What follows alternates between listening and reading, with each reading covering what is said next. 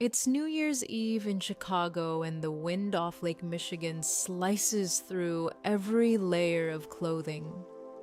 I'm standing on the stoop of our Gold Coast brownstone suitcase, buried in snow, having just been shoved out by my father's furious hand. My brother Jordan stands there, vintage champagne in hand, slow clapping as if mocking me. I don't cry. I straighten my coat smile with calculated calm and whisper gladly. But beneath that composed exterior, a storm of hidden power and financial mastery is waiting to unfold. I sit in my car engine, humming against the Chicago freeze, the heater struggling to make a dent in the biting wind. The laptop screen glows blue in the dark, illuminating columns and rows that have been my secret companion for 8 years. I call it the ledger of silence. Every number, every transaction tells a story not of generosity, but of quiet extraction. Row by row, month by month, I scroll through the financial history my family never wanted me to see. $6,000 to my father for property taxes in January 2017. $40,000 to my mother for an emergency medical procedure in August 2018, only to see her return with a new chin and tighter eyelids. I never asked for repayment, I only recorded it. Then there's Jordan, my brother. The artist, the visionary who lives in a world of his own reflection. $15,000 for a failed coffee shop. $22,000 for legal fees after a bar fight he swore wasn't his fault. The pattern is relentless. 96 months of deposits totaling $576,000 flowing into hands that treated me as disposable a resource rather than a daughter. I pause on the total, letting it sink in. $500,000 of my labor, of my careful attention to their lies, invested in people who shoved my suitcase into a snowbank tonight. You might wonder why a woman who hunts financial fraud for a living would let herself be defrauded by her own family. It isn't stupidity, it's conditioning. When cruelty is normalized, you learn that love and attention come at a price. Growing up in a house where affection was scarce, I learned to pay for it, to calculate the cost of being tolerated. I thought my value was measured by utility, by how much I could contribute to keeping the household running smoothly. And like a good auditor, I kept the books balanced, thinking if I paid enough, one day the account would settle, one day respect would come.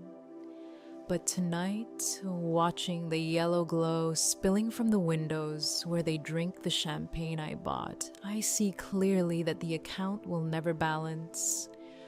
Respect is not a number to be crunched, nor a payment to be logged. The truth stings more than the cold wind against my cheeks. They do not see me as a savior, they see me as a tool. Tools don't have feelings, they don't have boundaries. They exist to be used until they break. That realization pierces through the sadness, leaving in its wake a clarity I've been chasing for years. The spreadsheet isn't just a record of transfers. It's a map of my family's moral bankruptcy.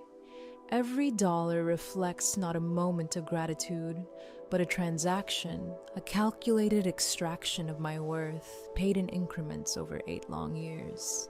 And as I stare at the final total, the cold logic of it hardening in my chest, I know what comes next.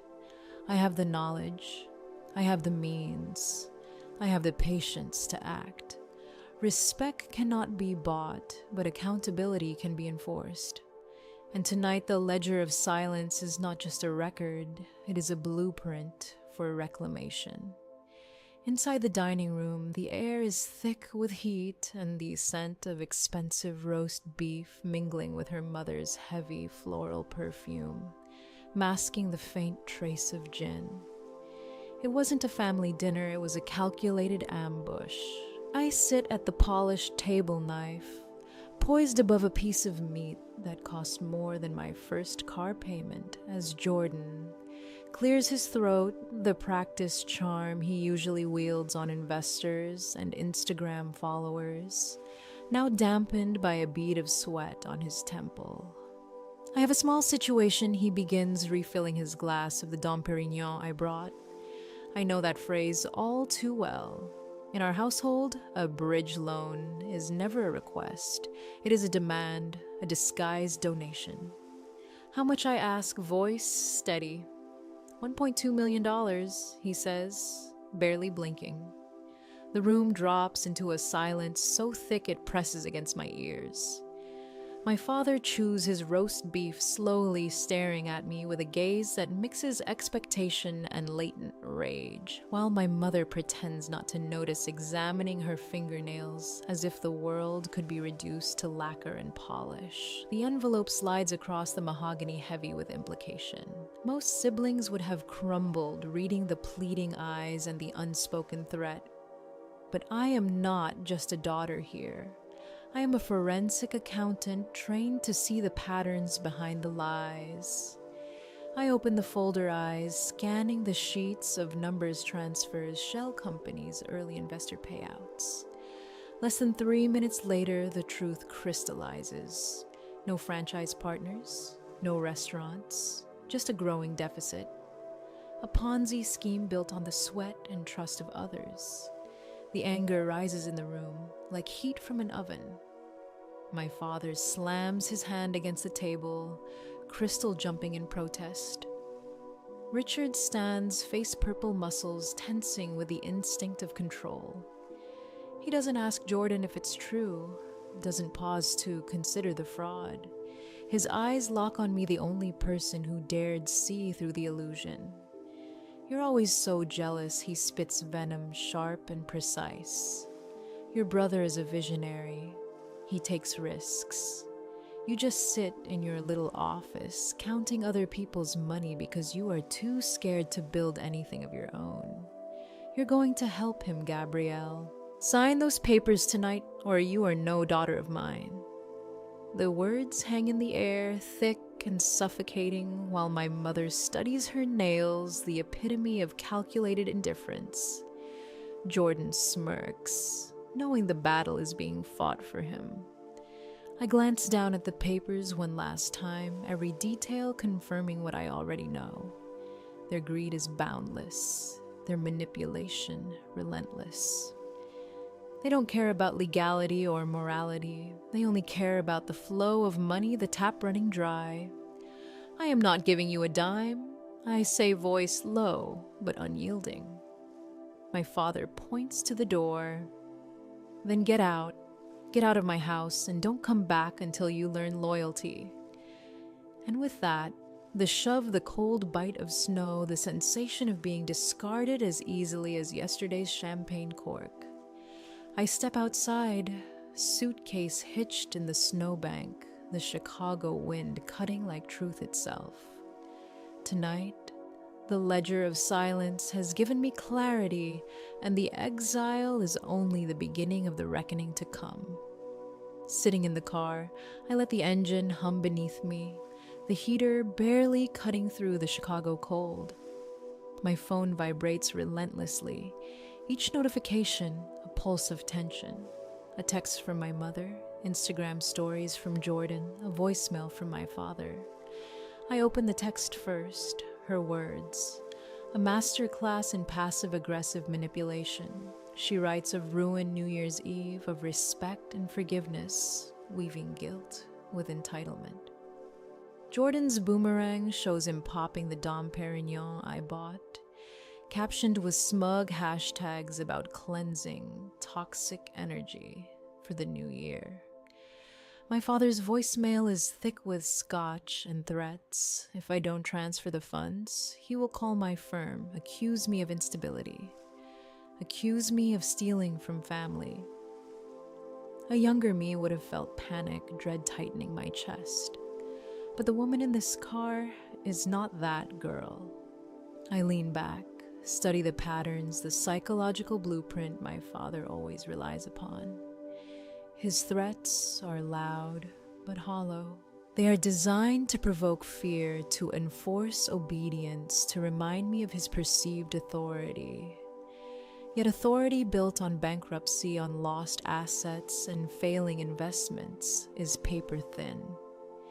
He clings to the patriarchal ideal as if it were currency, needing me to be weak so he can pretend he is strong. The illusion of power is clear, and in its clarity I find my own. The stakes are high, but they are not a trap. They are a map. Each message, each post, each voicemail confirms his desperation. Not my liability. I see the desperation behind his aggression, the panic that fuels his need to control the emptiness beneath the threats. Fear melts into analysis. Every number, every pattern I've traced in the ledger, every transfer I've scrutinized, every shell company I've uncovered equips me with leverage. My clarity sharpens cold and precise. I am no longer the daughter being bullied into compliance. I am the executor, the strategist, the one holding the keys to the house they believe is theirs. I adjust my coat, lift my laptop, and review the documents that will guide the next steps. The wind rattles the windshield, but it no longer chills me. I understand what must be done. The ledger has revealed their greed, their deception, and their vulnerability. Tonight, I will translate that understanding into action. The fear that once gripped me has been replaced with calculated intent. I am prepared to move, not as a victim, but as the agent of the audit that will reclaim what is legally mine. Every second spent in analysis has brought me to this moment, and every detail points toward the enforcement action that will finally close the account and set the stage for justice. I step out into the wind, the snow crunching beneath my boots, and approach the two police officers standing by their cruisers. Sergeant Miller Older, with the kind of weariness reserved for holiday domestic calls, glances at me expecting tears, an emotional story, some frail daughter caught in a family quarrel. But I am no longer that daughter. I straighten my posture. My voice drops an octave, shedding every trace of fear and replacing it with the precise authority of an auditor who knows the law and the ledger equally well. Officer, I am Gabrielle. I place the call. Thank you for coming, ma'am. I say, extending my hand, calm and deliberate. He nods, eyes narrowing with the first flicker of curiosity and caution. We got a report of a disturbance. He begins rehearsed and gentle. I interrupt surgical in my timing. This is not a family dispute. This is a property dispute involving squatters who have violated the terms of their lease. I am requesting an escort to execute an immediate eviction for trespassing. I hand him the black binder, the nuclear folder. It is heavy not with memories, but with legal authority. I flip it open, the pages illuminated by the officer's flashlight. You own this property? He asks, eyebrows arching. I explain that through a shell company, Phoenix Holdings, I am the sole member and owner, a secret I have protected for 36 months. 3 years ago, my father went bankrupt quietly, and I used my earnings tracing hidden assets to purchase the debt buying the house, before the auction sign ever hit the lawn. I reveal that the family has been living there as month-to-month tenants under a nominal lease, their continued presence contingent on good conduct. I point to Clause 7B, any verbal abuse, physical aggression, or harassment constitutes an immediate breach and forfeiture of tenancy rights. Tonight, when my father shoved me into the snow, it wasn't just assault against a daughter, it was a direct violation of the lease, an attack on the agent of Phoenix Holdings. The officer absorbs this. His weariness evaporates, replaced by professional alertness, the gravity of legal authority now clear in his expression. "Let's go have a talk with your tenants," he says. I walk toward the house, boots sinking slightly into the frozen driveway, officers flanking me. Every step is measured precise, as if conducting an audit on their property rights in real time. The house looms, warm lights spilling from windows where my parents believe they hold power. I am in complete control, every motion calculated.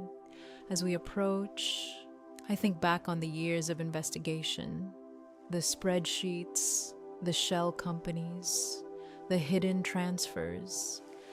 I used those skills to protect this historic property, to shield it from the recklessness and entitlement that had consumed my family's finances.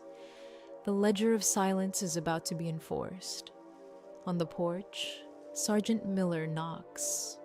My father opens the door, smug scotch in hand, expecting the police to validate his authority. But we have the binder. I show the deed. Phoenix Holdings owner Gabriel Royals. The scotch shatters at his feet, a symbol of his shattered control. Jordan screams, "Theft."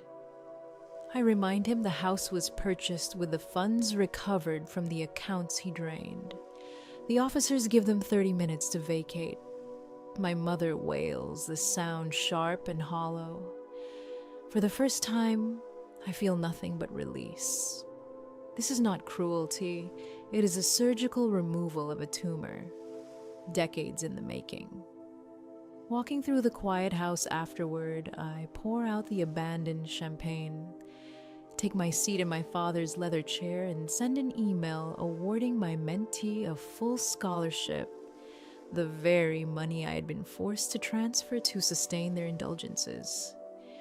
Outside, fireworks bloom over Lake Michigan, illuminating the night sky and the quiet satisfaction of justice achieved. The ledger of silence is closed, the locks changed, and for the first time, the owner has truly moved in. In that moment, every careful investigation, every hour spent tracing hidden assets, every detail I had logged and analyzed converges into a singular clarity. Authority is earned, respect is not bought, and finally, the balance sheet of this family has been corrected. The porch is alive with tension, the music inside still thumping as my brother tries one last maneuver, attempting to mortgage the property I now legally own. His voice is sharp, frantic, but I hold the black binder firmly, the evidence of his schemes, heavy in my hands. I reveal the truth. The wire transfers the hidden shell, accounts the way he drained our parents' retirement to fund supercars and nightlife, leaving them exposed. Shock spreads across their faces as the realization sinks in that their golden child has bankrupted them in illusion, and that I am no longer the powerless daughter they could manipulate. The officers move methodically, enforcing the eviction with calm authority while I stand poised, every action deliberate, a study in surgical precision. This is not vengeance, it is justice, executed with the clarity of a long audit finally closed. I step inside briefly after the last boxes are carried out, walking through the quiet house, feeling the relief settle into my bones. The champagne they abandoned is poured out, a quiet ritual, a cleansing of old indulgences. Sitting in my father's leather chair, I open my laptop once more, not for tracking debts, but for giving. I send an email awarding my mentee a full scholarship, the exact funds I had previously been compelled to transfer to sustain my family's excesses. Outside, fireworks erupt over Lake Michigan, vivid bursts illuminating the night sky, echoing the culmination of years of careful calculation, observation, and patience. The lesson is clear: $576,000, 8 years of labor and sacrifice, could not buy respect, could not change the hearts of those who had normalized cruelty and exploitation. But knowledge, patience, and strategic action can reclaim what is rightfully yours. I close the ledger of silence not with anger or triumphalism, but with the satisfaction of completion. The locks are changed, the house is mine, and the family that once treated me as a resource has been held accountable not through force, but through the meticulous application of evidence and legal authority. In the quiet aftermath, the snow settles around the brownstone, and I breathe in the cold night air, watching the light of fireworks reflect on the icy streets. The ledger is closed, the house is secured, and for the first time I feel the profound release that comes from aligning justice with truth and from finally stepping into the ownership of my own life and actions. In the quiet after the storm, I stand in the house. I reclaim the ledger of silence finally closed and the snow settling around the Gold Coast brownstone. Justice isn't always loud and empowerment isn't always immediate. It comes from patience, observation, and the courage to act when the time is right. Boundaries matter. Respect cannot be purchased, and strategic patience can shift the balance of power. Reflect on your own moments of quiet strength and consider the steps you might take to reclaim what is truly yours.